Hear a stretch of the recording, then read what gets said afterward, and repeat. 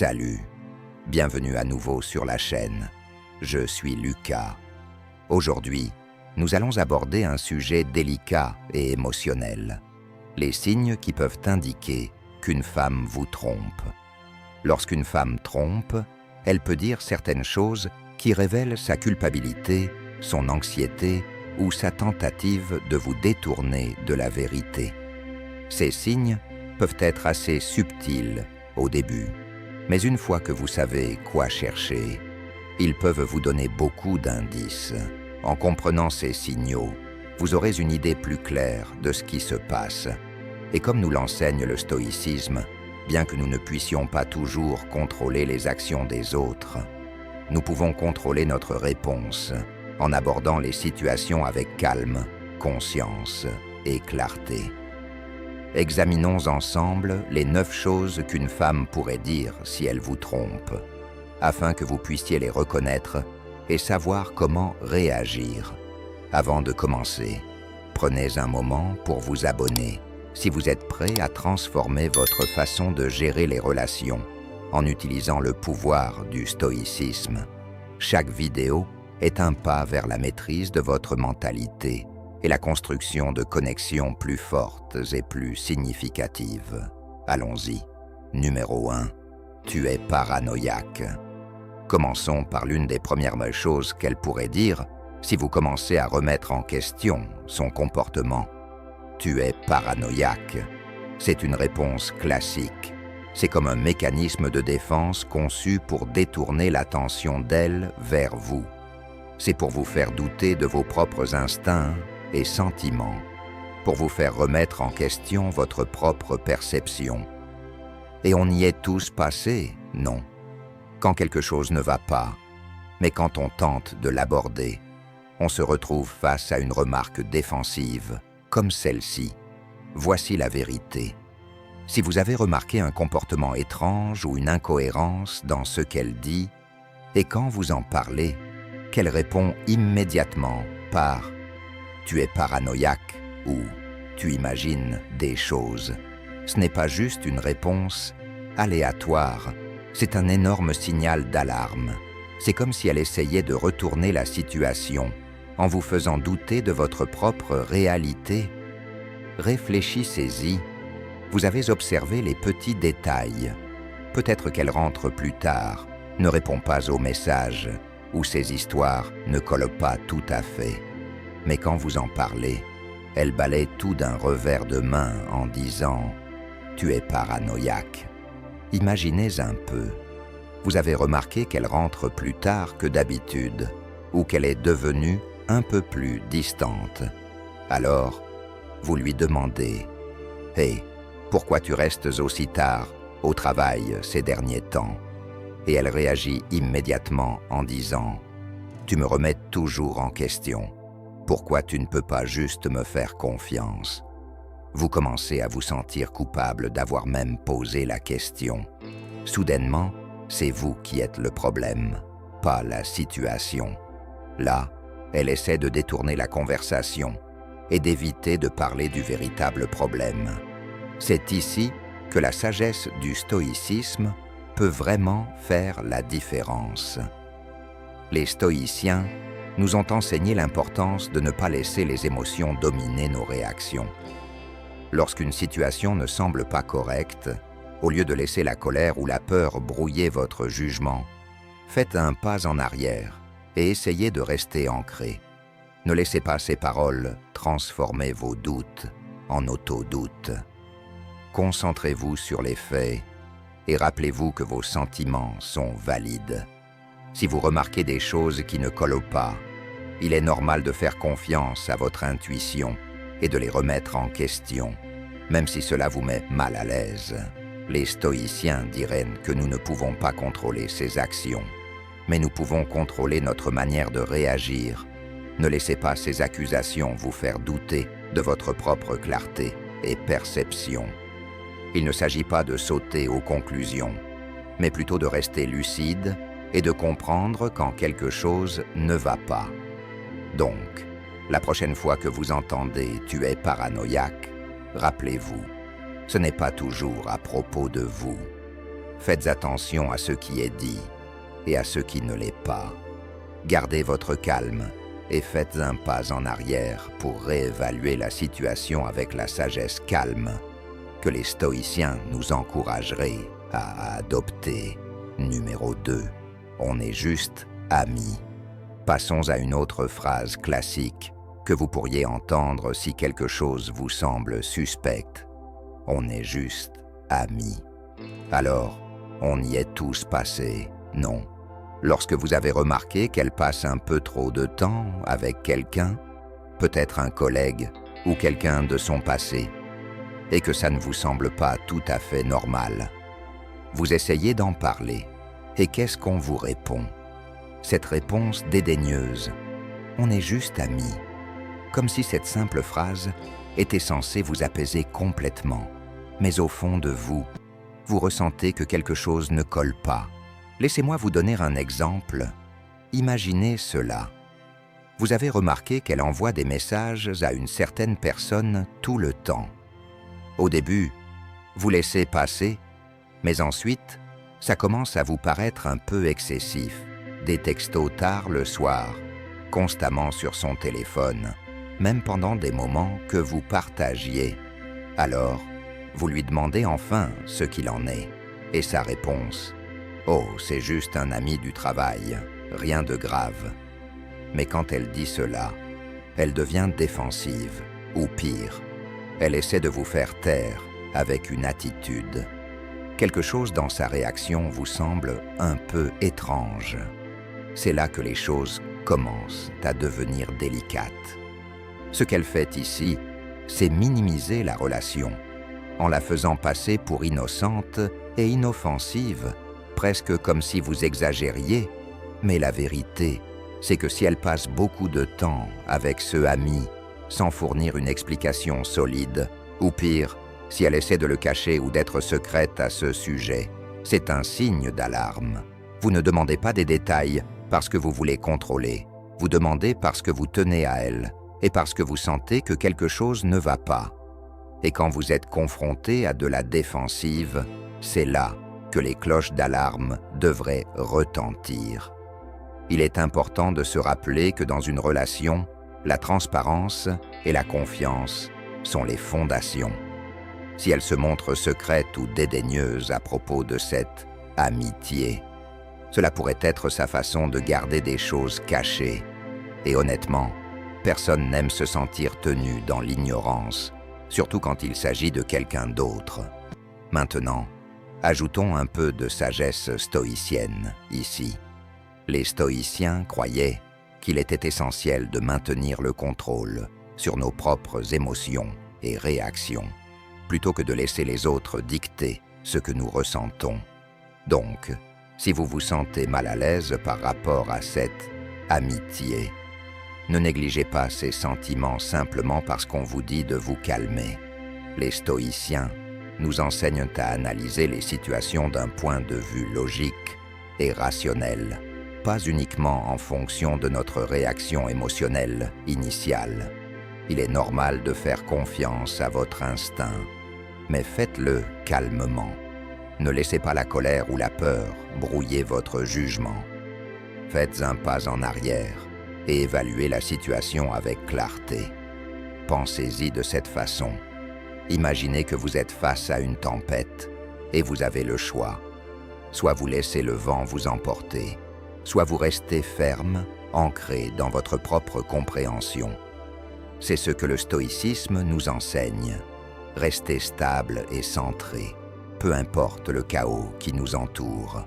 Donc, quand vous entendez « on est juste amis », ne sautez pas aux conclusions, mais ne ignorez pas non plus votre intuition. Prenez le temps de réfléchir et d'observer calmement ce qui se passe réellement.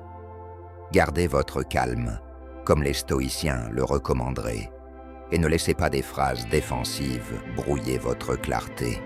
En fin de compte, tout est question d'équilibre. Faites confiance à vos instincts, mais abordez la situation avec sagesse et compréhension. Et rappelez-vous, une relation saine repose sur la confiance, l'ouverture et le respect pas sur le secret et la défensive. Numéro 3. J'ai besoin d'espace.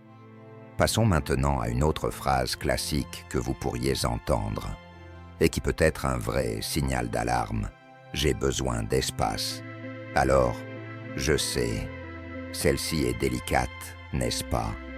Elle paraît innocente, voire raisonnable, en surface.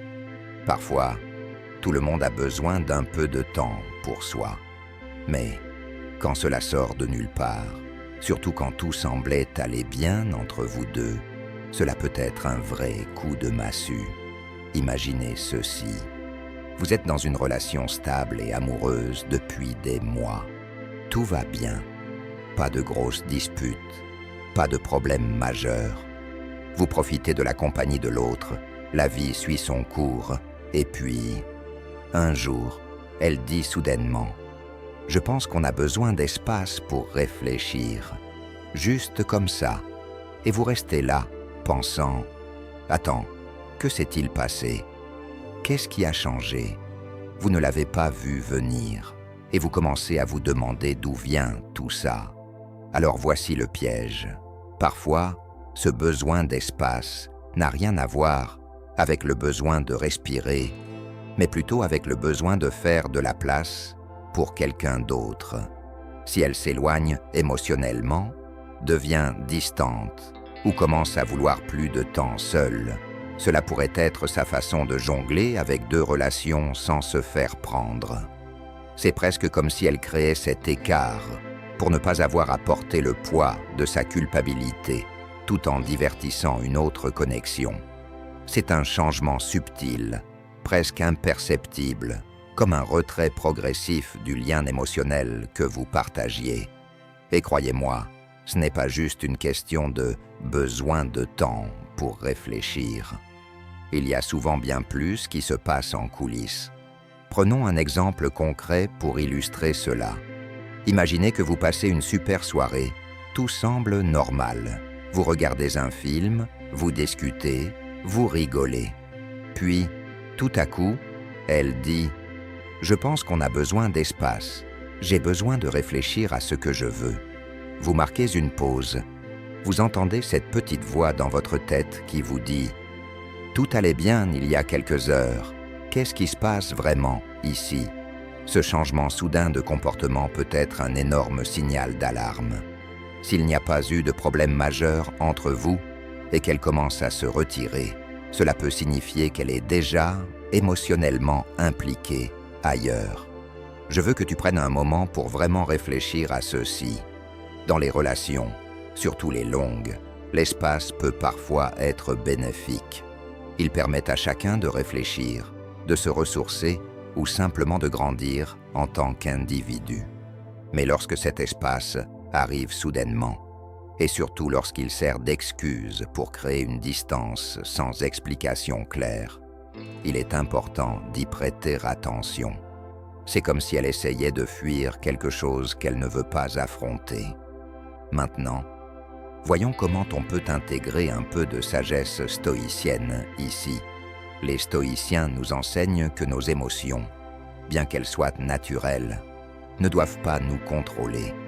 Ils soulignent l'importance de rester calme et clair, même lorsque les choses semblent incertaines. Ainsi, lorsque tu te retrouves face à une situation comme celle-ci, il est essentiel de ne pas paniquer ou réagir de manière impulsive. Au lieu de laisser des émotions comme la colère ou la confusion prendre le dessus, prends du recul et réfléchis.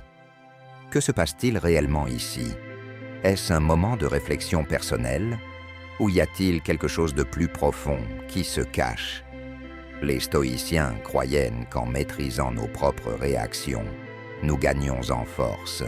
Et lorsque nous faisons face à des situations qui nous mettent au défi, comme entendre « j'ai besoin d'espace » de manière inattendue, nous devons pratiquer cette même maîtrise de soi. Nous ne devons pas tirer de conclusions hâtives basées sur la peur. Au contraire, nous devons aborder la situation avec calme et clarté. Pense à ça de cette manière. Tout comme les stoïciens le conseillent, Ne laisse pas les événements extérieurs perturber ta paix intérieure. Que ce soit pour des raisons légitimes, qu'elle ait besoin d'espace, ou parce qu'elle est impliquée ailleurs, ta réponse doit rester ancrée. Demande-toi, quelle est la meilleure façon de gérer cela avec sagesse? Parfois, accorder de l'espace peut aussi être la bonne décision pour toi. Cela te donne du temps pour réfléchir, rassembler tes pensées et prendre des décisions à partir d'un endroit de compréhension clair, plutôt que de chaos émotionnel. Au final, l'espace ne doit jamais être un outil pour éviter la vérité. Les relations saines sont basées sur l'honnêteté, et si quelque chose change et que cela ne semble pas juste, fais confiance à ton instinct. Prends le temps de vraiment évaluer ce qui se passe, mais fais-le avec la main ferme de quelqu'un qui n'est pas guidé uniquement par l'émotion. Quelqu'un qui peut aborder la vie avec la clarté et la résilience que les stoïciens ont toujours embrassées.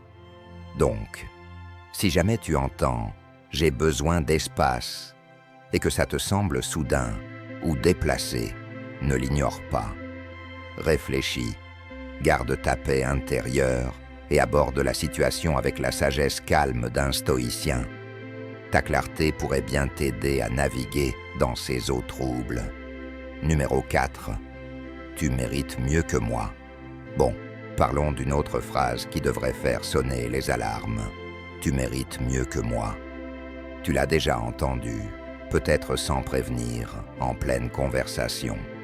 Peut-être que vous parliez de votre futur ensemble, que vous faisiez des projets et des promesses, puis soudain, elle te sort cette phrase. C'est perturbant, non? Ça te fait arrêter net et te demander « Qu'est-ce qui se passe ici ?» Alors, décomposons ça. Cette phrase est souvent utilisée lorsqu'une personne se sent coupable, et dans ce cas précis, très coupable. C'est presque comme une confession indirecte, déguisée dans un voile de doute de soi. Quand une femme dit « Tu mérites mieux que moi », ça peut sembler comme si elle était autocratique ou peu sûre d'elle. Et bien sûr, parfois, c'est le cas. Mais, plus souvent qu'autrement, il s'agit d'un mécanisme de défense émotionnelle, une manière de communiquer sa culpabilité sans dire directement « j'ai fait quelque chose de mal ». Imaginez ceci. Vous êtes assis, en train d'avoir une conversation profonde et significative sur votre relation. Tout semble aller assez bien, non? Pas de gros problèmes, pas de grandes disputes, juste le flot habituel de la vie. Puis, tout à coup, elle vous dit « Je ne sais pas si je suis assez bien pour toi. Tu mérites mieux que moi. Que faites-vous de cela? Ça vous semble étrange, n'est-ce pas? Il n'y avait pas de préparation à cela. Vous ne vous y attendiez pas. Et cela ne colle pas vraiment avec la situation. C'est là que ça devient intéressant. Cette phrase est souvent une manière subtile pour elle de vous dire que quelque chose ne va pas, quelque chose qu'elle n'est peut-être pas prête à avouer encore. Si elle cache une infidélité, cette phrase pourrait être un moyen pour elle d'exprimer sa culpabilité sans l'assumer directement.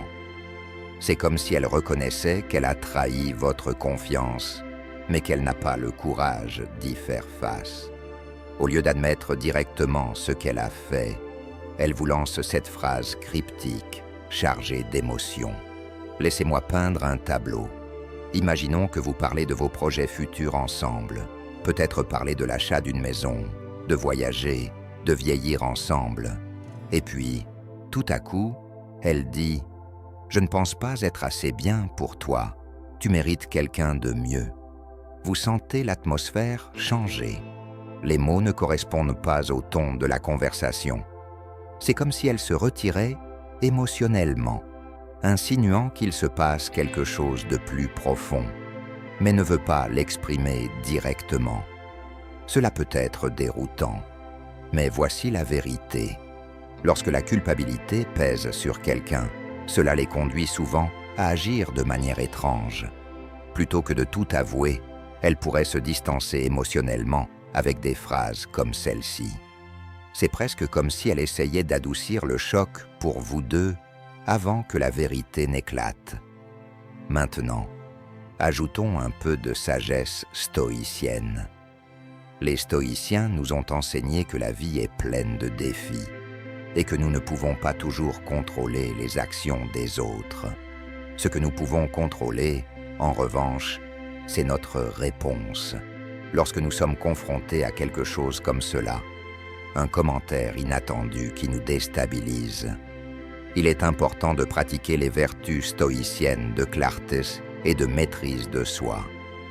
Au lieu de sauter aux conclusions ou de laisser les émotions prendre le dessus, nous pouvons choisir d'aborder la situation avec calme et rationalité. Les stoïciens croyaient qu'il fallait accepter avec sagesse les choses que nous ne pouvons pas contrôler. Alors, si vous entendez quelque chose comme « tu mérites mieux que moi » et que cela soulève des questions dans votre esprit, au lieu de laisser la confusion ou la colère dominer, essayez de faire une pause. Réfléchissez. Évaluez la situation depuis un endroit de calme. Demandez-vous, quelle est la meilleure action à prendre ici? Que dois-je comprendre de ce moment? Vous voyez, face à l'incertitude, le stoïcisme nous enseigne à préserver notre paix intérieure. Nous devons aborder même les situations les plus émotionnelles avec un état d'esprit qui nous permet de penser clairement et de prendre des décisions basées sur la raison, pas seulement sur l'impulsion. Que son commentaire soit un signe de culpabilité ou un moment de doute de soi, la manière dont vous réagissez influencera le résultat. Cela ne signifie pas ignorer les signaux d'alarme ou laisser les choses passer. Pas du tout. Cela signifie choisir votre réaction judicieusement. Si elle se sent coupable, il ne s'agit pas de la laisser s'en tirer, mais de créer un espace où vous pouvez avoir une conversation honnête et calme. Lorsque nous abordons ces moments avec clarté émotionnelle, nous nous offrons la possibilité de comprendre la vérité, peu importe à quel point cela peut être inconfortable. Alors, si vous entendez les mots « tu mérites mieux que moi », écoutez attentivement. Au lieu de réagir avec colère ou confusion, prenez un moment pour réfléchir. Comprenez que cette phrase pourrait être un signe qu'il se passe quelque chose de plus profond, sous la surface. Et avec la perspective calme d'un stoïcien, abordez la situation avec patience, clarté et la sagesse nécessaire pour savoir comment aller de l'avant. Numéro 5. Pourquoi tu ne me fais pas confiance? Ah, celle-ci. Pourquoi tu ne me fais pas confiance? C'est une phrase qui peut vous faire bondir le cœur, n'est-ce pas? Vous posez une question simple, peut-être quelque chose d'aussi innocent que de savoir pourquoi elle a agi de manière distante ou pourquoi son comportement a changé. Plutôt que de répondre, elle retourne la situation et vous assène « Pourquoi tu ne me fais pas confiance ?» C'est comme un coup de poing dans le ventre, car maintenant, soudainement, c'est vous qui êtes sur le banc des accusés pour avoir douté d'elle. Cette réponse peut sembler manipulatrice. Elle ne répond pas à vos préoccupations. Au contraire, elle vous fait porter la culpabilité de douter d'elle. C'est une tactique pour détourner l'attention, pour vous faire sentir coupable de vos soupçons. En vous accusant de méfiance, elle vous pousse à remettre en question vos propres instincts. Soudainement, vous vous demandez si c'est vous qui avez tort et si elle est innocente.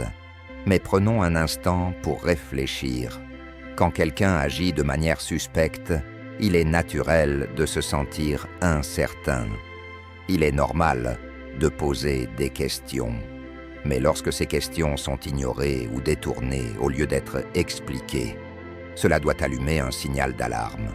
Par exemple, si vous lui demandez pourquoi elle est distante dernièrement et que sa réaction immédiate est de vous renvoyer la question avec « Pourquoi tu ne me fais pas confiance ?», elle ne veut pas affronter vos préoccupations réelles. Alors elle vous fait sentir que vous êtes celui qui réagit de manière excessive. Revenons maintenant au stoïcisme. Les stoïciens nous ont enseigné l'importance de garder le contrôle sur nos propres pensées et réactions, indépendamment de la façon dont les autres agissent. Lorsqu'on est confronté à une situation comme celle-ci, il est crucial de rester calme et centré. Plutôt que de réagir émotionnellement ou de devenir défensif, nous pouvons utiliser les principes du stoïcisme pour naviguer dans la situation avec clarté et sérénité. Une approche stoïcienne pourrait ressembler à ceci. Vous avez remarqué quelque chose qui vous semble étrange, et au lieu de laisser sa remise en question de votre jugement ou de vous faire sentir coupable, vous faites un pas en arrière. Vous comprenez que sa tentative de vous rejeter la faute est simplement une distraction par rapport au véritable problème. Vous pouvez choisir de ne pas vous engager dans un échange émotionnel. Au lieu de cela, vous pouvez exprimer calmement vos préoccupations et inviter à une conversation ouverte sans vous sentir manipulé. Souvenez-vous, un stoïcien ne laisse pas les circonstances extérieures perturber sa paix intérieure. Vous ne pouvez pas contrôler sa réaction, mais vous pouvez contrôler la vôtre. En restant ancré, vous évitez non seulement d'être emporté par un tourbillon émotionnel, mais vous protégez également votre sens de vous-même et votre capacité à voir la situation clairement. Alors, la prochaine fois que vous entendez « Pourquoi tu ne me fais pas confiance ?» ne laissez pas cela vous déstabiliser. Prenez un moment, réfléchissez et posez-vous la question. Vos préoccupations sont-elles valides? Réagissez-vous par colère ou essayez-vous simplement de comprendre la vérité? En restant calme, vous vous donnez l'espace nécessaire pour répondre avec sagesse et non avec émotion. Bon, avant de continuer, si vous trouvez cela utile, n'oubliez pas de liker cette vidéo. Cela aide YouTube à la partager avec plus d'hommes qui en ont besoin. Et cela permet de maintenir le contenu. C'est rapide, gratuit, et ça fait une vraie différence. Merci. On reprend. Numéro 6. Tu es toujours occupé. Vous êtes-vous déjà pris la réplique « Tu es toujours occupé ?» C'est l'un de ces commentaires qui peuvent vous laisser un sentiment de culpabilité, presque comme si vous étiez accusé de l'ignorer. Si vous avez remarqué qu'il y a quelque chose qui cloche dans la relation, et que lorsque vous lui demandez, elle répond « Tu es tellement occupé ces derniers temps, je ne te vois plus du tout ». Il est possible qu'elle essaie de vous rejeter la faute. C'est une technique classique de diversion. Quand les choses ne vont pas bien entre vous, surtout si elle a agi de manière distante ou secrète, elle pourrait essayer de détourner l'attention sur vos actions au lieu de s'attaquer aux siennes. Elle ne prend pas la responsabilité de ce qui se passe. Au contraire, elle rejette la faute sur votre travail, votre emploi du temps ou votre vie en général. Par exemple, si vous avez eu des périodes de travail intenses ou si vous êtes dans une phase occupée de votre vie, il est naturel qu'elle puisse se sentir négligée. Mais si cela devient son excuse pour son propre comportement, c'est un signe clair qu'elle essaie de justifier ce qu'elle fait. C'est comme si elle vous disait « J'ai fait ça parce que tu ne m'as pas donné assez d'attention. » Maintenant, attachons cela au stoïcisme. Les stoïciens croyaient que nous ne pouvons pas toujours contrôler les circonstances extérieures, mais nous pouvons toujours contrôler notre manière de réagir. Si elle utilise votre emploi du temps comme excuse pour ses actions, il est important de ne pas vous laisser submerger par la culpabilité ou la défensive. Au lieu de cela, restez centré et examinez la situation calmement. Un stoïcien aborderait cela avec maîtrise de soi. Au lieu de se sentir accablé ou de réagir émotionnellement, prenez un moment pour réfléchir à vos propres actions et à l'impact de votre emploi du temps sur la relation. Puis, exprimez calmement vos sentiments et inviter à une conversation ouverte. Restez ancrés dans votre vérité et ne laissez pas la situation être manipulée pour éviter la responsabilité. Souvenez-vous, la vie nous lancera toujours des défis, que ce soit le travail, des objectifs personnels ou autres. Mais la manière dont nous y répondons est ce qui nous définit réellement. Ne laissez pas la culpabilité ou une fausse accusation troubler votre jugement. Restez fidèle à votre chemin et à vos valeurs, peu importe ce que les autres peuvent dire. Numéro 7. Ce n'est pas ce que tu crois. On est tous passés par là, arrivés sur une situation qui ne nous semble pas correcte. Peut-être que vous la trouvez en train d'écrire à quelqu'un, ou peut-être qu'elle a une conversation privée avec un autre gars. Quand vous l'abordez, vous entendez la réplique classique « Ce n'est pas ce que tu crois ». Si vous avez déjà entendu cela, vous savez probablement que c'est un signal d'alarme. C'est son premier réflexe de minimiser tout, de balayer vos préoccupations et de vous faire sentir que vous exagérez. Réfléchissons-y un instant. Si vous la surprenez en train d'agir de manière suspecte, ou si vous voyez quelque chose qui ne colle pas, et que sa réponse immédiate est « ce n'est pas ce que tu crois », il y a de fortes chances qu'elle tente d'éviter de confronter la vérité. C'est un moyen facile de détourner l'attention et d'éviter une véritable conversation sur ce qui se passe. Par exemple, si vous la surprenez en train de parler en privé avec un autre gars et qu'elle balaie cela d'un « on discute simplement », mais ne peut pas expliquer pourquoi c'est si secret.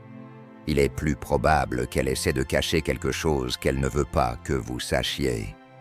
Du point de vue du stoïcisme, ce moment consiste avant tout à garder son calme. Les stoïciens nous enseignent à ne pas nous laisser emporter par des réactions émotionnelles ou des distractions. Lorsque vous entendez ces mots, au lieu de vous laisser emporter par la confusion ou de permettre qu'elle dévie l'attention, prenez une profonde inspiration. Reconnaissez que c'est un moment d'incertitude, quelque chose que vous ne pouvez pas immédiatement contrôler. Ce que vous pouvez contrôler, c'est la façon dont vous réagissez. En restant calme et posé, vous vous donnez l'espace nécessaire pour évaluer la situation plus clairement. Ne laissez pas cette excuse vague passer sans y prêter attention. Posez les bonnes questions. Et si ces réponses sont évasives, ne laissez pas cela vous perturber. Comme le soulignaient les stoïciens, concentrez-vous sur votre capacité à répondre avec intégrité plutôt que de laisser les actions de l'autre dicter vos émotions. Dans des moments comme celui-ci, garder son sens de soi et rester ancré est la véritable mesure de la force. Numéro 8. Tu te fais des idées. C'est une réplique classique qui peut vous donner l'impression d'un coup de poing dans le ventre. Imaginez que vous abordez quelque chose qui vous dérange, quelque chose qui ne semble tout simplement pas correct. Vous lui demandez pourquoi elle est distante ou pourquoi les choses ont changé. Et elle répond immédiatement par « tu te fais des idées ». Au début, cela peut sembler innocent, mais en réalité, c'est une forme de manipulation psychologique, une tactique destinée à vous faire douter de vos propres sentiments et de votre réalité. C'est là que les choses deviennent compliquées. Elle ne se contente pas de rejeter vos préoccupations, elle vous fait douter de vous-même, de votre perception de ce qui se passe. C'est comme si elle vous disait que vous êtes fou de penser que quelque chose cloche. Par exemple, vous remarquez qu'elle envoie des messages tard dans la nuit, ou que son humeur a changé. Et quand vous lui demandez à ce sujet, elle répond « Il n'y a rien de mal, tu te fais des idées ». Si cela devient une habitude, où chaque fois que vous exprimez vos sentiments, elle les balaye comme des inventions de votre imagination, c'est un signal d'alarme majeur. Du point de vue du stoïcisme, c'est un moment pour vous recentrer. Les stoïciens croyaient que les événements extérieurs comme quelqu'un qui nie votre réalité, sont hors de votre contrôle. Ce qui est en votre contrôle, c'est comment vous réagissez. Plutôt que de laisser ces mots vous atteindre, prenez du recul. Réfléchissez à vos propres observations et émotions. Les stoïciens nous enseignent à maintenir la clarté, sans laisser la confusion ou la malhonnêteté des autres nous déstabiliser. Restez fidèle à votre perception, restez ancré dans votre propre réalité et faites confiance à votre jugement. Si quelque chose semble étrange, faites-vous confiance pour poursuivre et chercher la vérité. Numéro 9. Je ne sais plus ce que je veux. Vous connaissez ce sentiment au fond de vous, quand quelque chose ne semble pas aller? Peut-être que tout allait bien entre vous deux, tout semblait normal, mais soudainement, elle dit « Je ne sais plus ce que je veux ». Cette phrase peut vraiment vous perturber. C'est comme si elle mettait le frein sur la relation et commençait soudainement à tout remettre en question. Si vous avez remarqué qu'elle s'éloigne émotionnellement, cela pourrait être sa façon de se distancer pour justifier ses actions, surtout si elle est déjà impliquée avec quelqu'un d'autre. Au début, cela peut sembler être un cri de détresse ou un signe de confusion, mais en réalité, cela signifie souvent qu'elle a déjà pris une décision concernant quelque chose ou quelqu'un d'autre. Par exemple, si elle a été distante ou moins affectueuse et qu'elle dit soudainement « Je ne sais pas si je veux encore être dans cette relation ». Ce n'est pas juste qu'elle ne sait pas ce qu'elle veut. C'est un signe qu'elle pourrait être émotionnellement détachée. Cela peut être difficile à accepter, mais dans ces moments-là, prenez du recul et réfléchissez. Le stoïcisme nous enseigne que nous ne pouvons pas contrôler les sentiments ou les actions des autres, mais nous pouvons contrôler nos propres réactions. Il est tentant de se laisser emporter par le chaos de son incertitude, mais concentrez-vous sur ce que vous avez besoin dans cette situation. Restez ancré dans vos valeurs et ne laissez pas son tourbillon émotionnel vous pousser à douter de vous-même. Les stoïciens croyaient que notre véritable force réside dans la clarté d'esprit et non dans le fait de se laisser influencer par la confusion des autres. Ainsi, lorsqu'elle dit qu'elle ne sait pas ce qu'elle veut, ne vous perdez pas dans l'incertitude. Faites confiance à votre propre jugement et avancez avec confiance. Conclusion, reconnaître ces petites phrases et comportements peut être crucial pour comprendre si une femme vous trompe. L'infidélité n'est jamais facile à affronter, mais repérer ces signes peut vous aider à gérer la situation avec plus de clarté et de confiance. Rappelez-vous toujours, la confiance et la communication sont les bases de toute relation saine. Si vous repérez ces signaux d'alarme, il est peut-être temps de vous asseoir et d'avoir une conversation sérieuse. Si cette vidéo vous a été utile, n'oubliez pas de cliquer sur le bouton « J'aime » et de vous abonner à la chaîne pour plus de conseils sur la maîtrise de la communication et de l'attraction. Et surtout, activez les notifications pour ne jamais manquer une vidéo. Si vous voulez aller encore plus loin et faire partie d'une communauté engagée qui se soutient mutuellement dans la croissance personnelle, cliquez sur « Rejoindre » pour devenir membre.